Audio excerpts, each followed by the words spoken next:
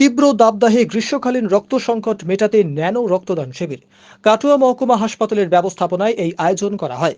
জরুরি প্রয়োজনে রোগীর প্রাণ রক্ষার্থে হঠাৎই এই পরিস্থিতি সামাল দেওয়ার জন্য এই উদ্যোগ নেওয়া হয়েছিল। কাটোয়া মহকুমা হাসপাতালের সুপার ডক্টর বিপ্লব মণ্ডল রক্তদান করে শিবিরের সূচনা করেন। হাসপাতালের বিভিন্ন বিভাগের কর্মীবৃন্দ রক্তদান করলেন।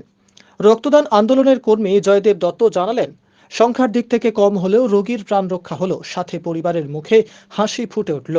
পরিস্থিতি সামাল দিতে কয়েকজন কর্মী উৎসাহিত হয়ে রক্ত দিলেন, তাদের কুর্নিশ জানাই।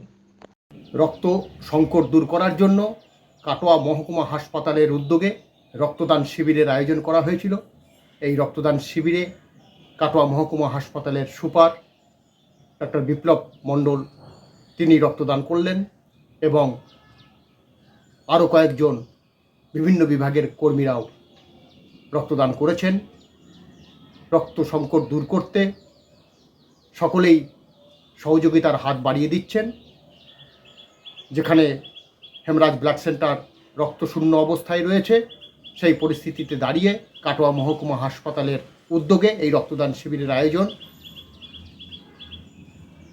সুপার বিপ্লব কুমার মণ্ডল তিনি নিজ উদ্যোগে এই রক্তদান শিবিরের আয়োজন করেছিলেন এবং তিনি নিজেও রক্তদান করলেন।